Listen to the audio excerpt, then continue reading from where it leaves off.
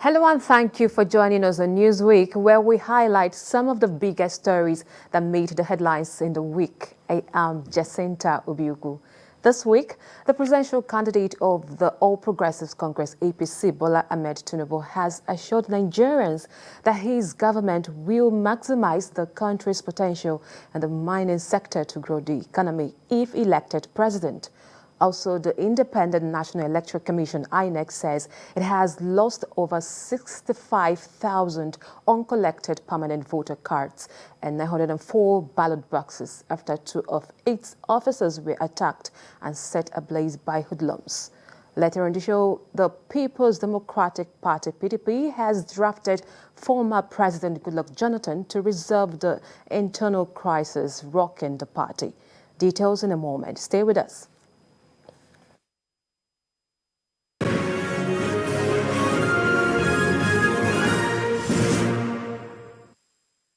Well, let's begin with politics. The presidential candidate of the All Progressive Congress, APC, Bola Ahmed Tinubu, has assured Nigerians that his government will maximize the country's potential and the mining sector to grow the economy if elected president. Tinubu spoke at a Townhall meeting with mining and agriculture stakeholders in Lafia, the Nasarawa state capital. TVC News' Godwin Awam reports. Nigeria's current per annual demand for dimension stone is estimated at 8 million square meters, valued at $124 million. The country currently has a capacity of 3 million square meters, which is valued at $47 million. Nasarawa State, on its part, has 5 million square meters of marbles and granites that can serve as a market for Africa. This is aside from other mineral deposits in the state, such as lithium, lead, and gold. The presidential candidate of the All Progressives Congress is in the state for a town hall meeting to find possible ways of maximizing these potentials. He's optimistic better revenue can be made from the sector. It is the obligation of our government, and I promise you, to manage this gift from God Almighty. Manage it to improve the living standard of our people. The National State Governor is confident that the state has abundance of mineral resources to meet the nation's demand. We have the largest deposits of so many viable minerals, including coking coal, barytes, lead, zinc, and lithium. Leaders of the party expressed confidence in the capacity of the presidential candidate to deliver on his promises. The manifesto presented by our very able candidate, when he unveiled his action plan, you will see details of what he and his government, or he and our government, intend to do in each of the areas that were supposed to have potential. Godwin Agwam, TVC News, Lafia. Well, joining me in the studio for more discussion on this issue is a political analyst, Niyi Saliu. Welcome. Thank you very much for having me.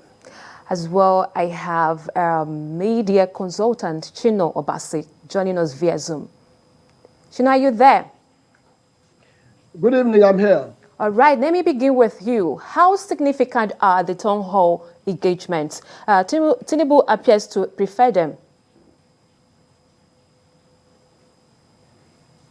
Every opportunity for the candidates.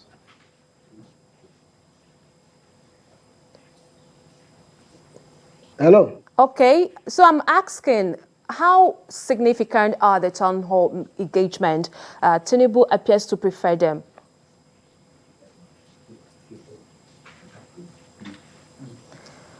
Are you dead? Right. Yes, I can hear you. I can hear you. Okay, so did you get the town hall engagements? Yes. Can I go on? Yes, go on, please. Okay. First of all, good evening, ladies and gentlemen. Good evening, audience, and thank you for having me in the program. I believe that every opportunity for the candidates to speak to the electorate is welcome. Be it town hall meetings, be it debates, we run a democracy, and democracy is predicated on the people. Every opportunity for the people, for the candidates to interact, not just to speak, but to interact. Interaction is dual communication, where the candidate speaks of his agenda, and then the audience will ask questions, and then the candidate responds to questions. Town hall meeting basically is supposed to be an opportunity for the candidate to speak with the people, and the people also ask questions, pertinent questions. So town hall meetings are good, and every opportunity for the candidates to speak with the electorate, to let them know what they have, what they intend to do, and their capacity is very important. Thank you. All right, let me also find out what you think of Tinubu's plans for mining sector and getting it to contribute significantly to the country's GDP.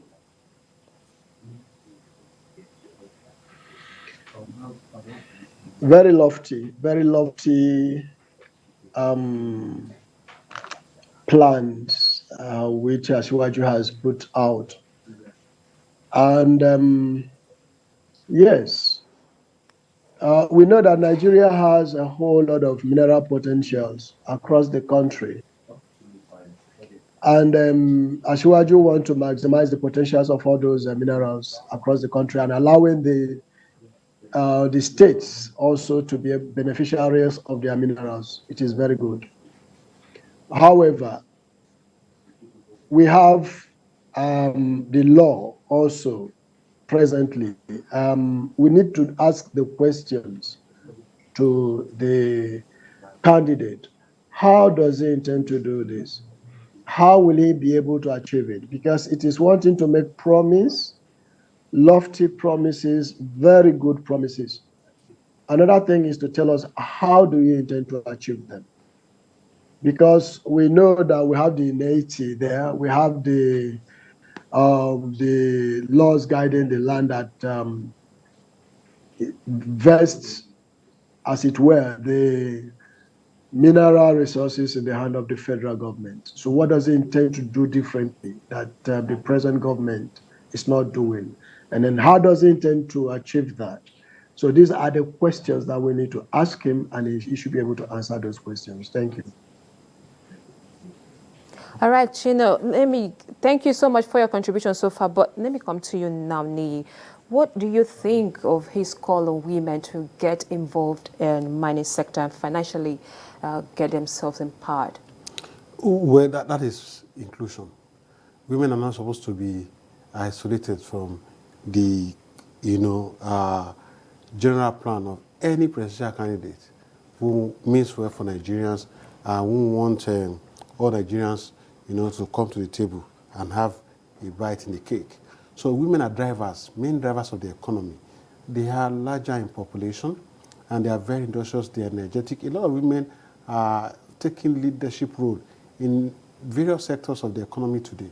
So it will be wise for any candidate to think that women too should take a part in the mining sector. It's also part of the sectors that will contribute to the GDP, improve the economy. So there's no reason why women should not be part of it. So I think that Asiwaju made the right call. And the fact that even government over stress that women should particularly take certain percentage of presence in, in coordination of government and responsibilities of government. So for me, it's a right call, and I think women should get more responsibilities that they currently have. And Asiwaju made the right call, and he should be commended for it. All right, it's a right call indeed. So right now, thank you very much for your contribution, but we'll take a short break and Newsweek continues in a moment. Stay with us.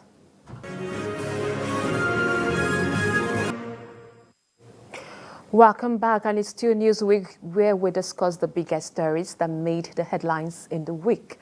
Away from politics now, it was a Black Thursday in Ogun State, as the Independent National Electoral Commission INEC says it has lost more than 65,000 all-collected permanent voter cards, as well as 904 ballot boxes, after 2 of its offices were attacked and set ablaze by hoodlums. According to the chairman of Information and Voter Education Committee of INEC, Festus Okoye, other items destroyed in the attack were 29 voting cubicles, 30 megaphones, 57 election bags, and 8 electric power generators. The State Resident Electoral Commissioner described the incident as unfortunate, saying security agents have commenced investigation into the incident. Let's share some reaction on this with you. We received a call that the building was set on fire. Immediately we contacted the Commissioner of Police as well as the fire brigade, who rushed to the premises and tried to salvage whatever could be salvaged there. But as you are aware, we got there this morning and we realized that a lot of damage occurred categorically on that for now. Investigation is ongoing in respect of that. We are conducting our in-house investigations and also the security agencies are conducting theirs. We will come up with the position of your question in due course.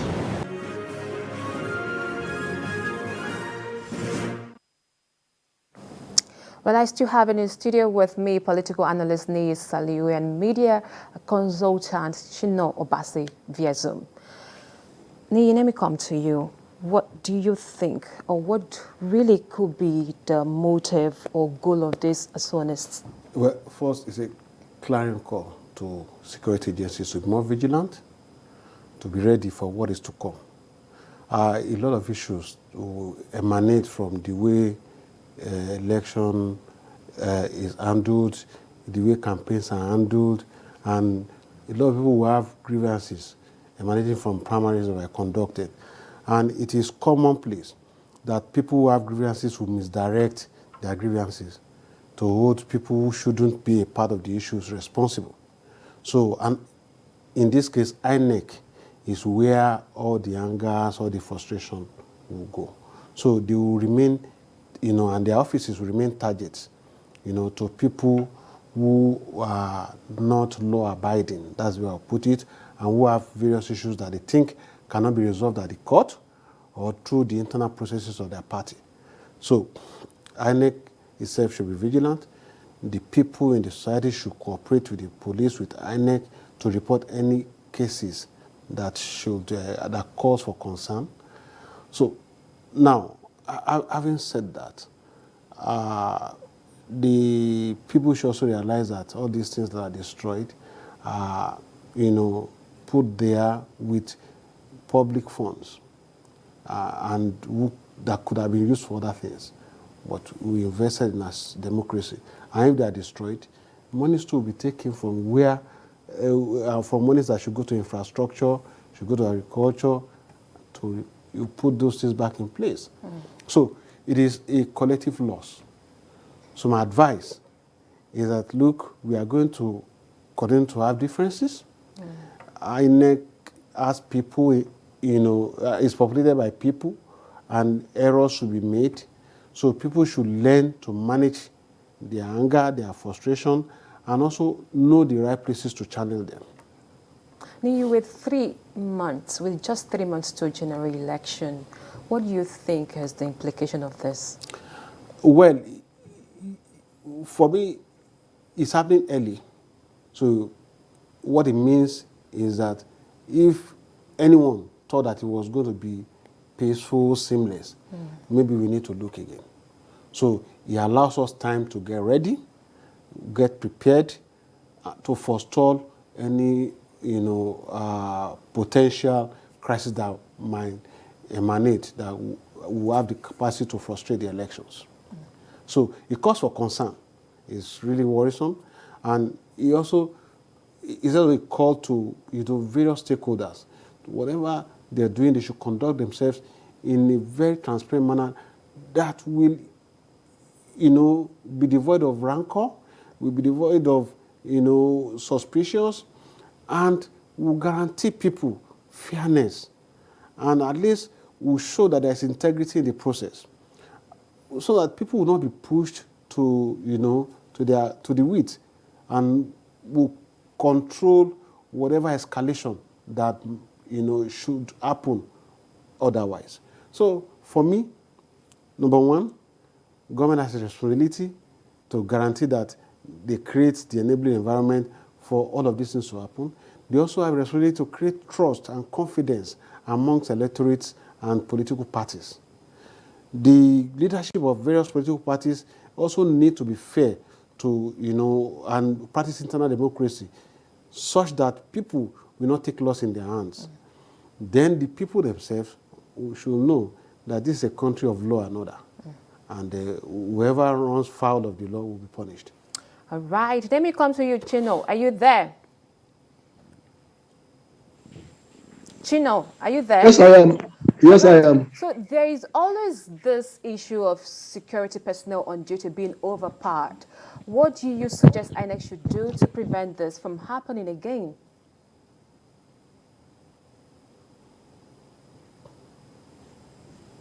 You're faint. Can you speak a bit louder, please? Okay, I'm asking the issue of security personnel on duty being overpowered. What do you suggest INEC should do to prevent this from happening again? Okay, thank you once more. I believe that there is an inter-security consultative forum where the INEC and the security agencies interface. They need to up their dialogue in that area. And then I believe also that INEC offices across the country, because of the importance of INEC, most especially going into the elections for next year, that people who are not well, who do not mean well for the country, may target them, and which is what part of the things we are seeing. So to that extent, I believe that INEC, in conjunction with the security organizations that form that coalition that they have, should be able to come up with a framework that provides 24/7 surveillance and security across the country at every INEC office. All right, thank you, Chino. And Let's that is go. one. Number two. Oh, okay. Number two. This attack on INEC, I see it also as an economic sabotage, because they're saying that they have lost over 60,000 PVCs. All right, let's finally go to our last story for tonight. In the wake of the crisis rocking the opposition People's Democratic Party, PDP, and moves to resolve the internal dispute, former President Goodluck Jonathan has been drafted in to resolve the issues with stakeholders of the party. According to former Governor of Benue State, Gabriel Suzwam, it became imperative to salvage the party from shipwrecking itself. The former governor is hopeful that with the recent moves to reconcile aggrieved members, the party will be more united ahead of the 2023 presidential election. Right. So let me come to you now. Okay. There have been unsuccessful move by the PDP to bring the warring parties to negotiation table. Why do you think this is difficult? Why do you think this is always looking like it's not going to happen? The whole crisis keep coming up and all that. Well, any society that there's no sincerity in negotiations, discussions, and there's no equity, you are not going to have peace. Because there's injustice. And to me, there's no issue to resolve here. From what I hear in the news, the issues are quite simple. Is that of fairness? Is that of equity? And what is right? Adherence to federal character. That's what I think the Wike group are asking for. And these things are quite simple. Number one, what are the issues? Number one, there's a presidential candidate from the north. It follows that the chairman of the party should not come from the north. Those are very simple issues that can be resolved. Number two, I've also heard that the governors have asked for a commitment from the presidential candidate to commit to federal character principles.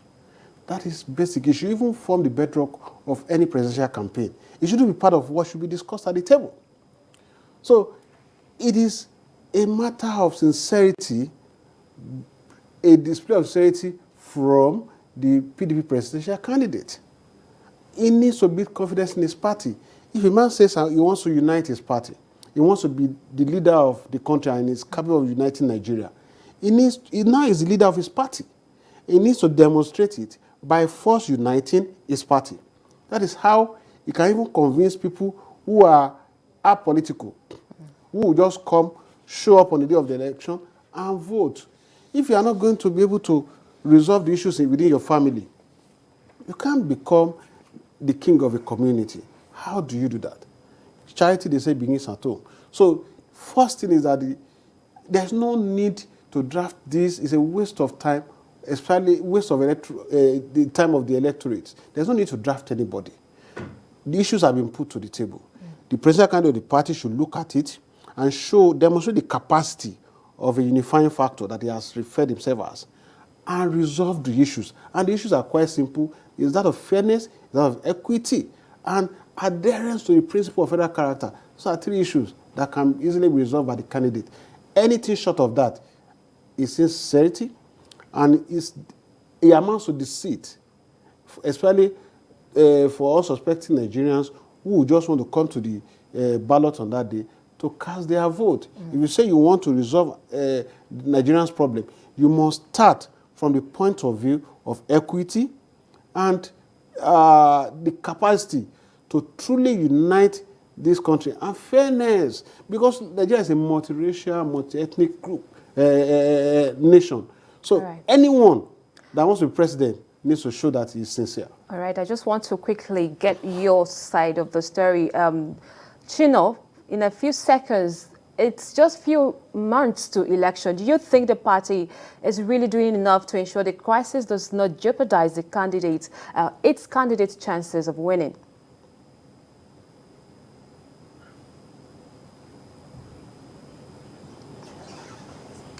All right, it's quite unfortunate. Chino, I think we've lost connection with Chino.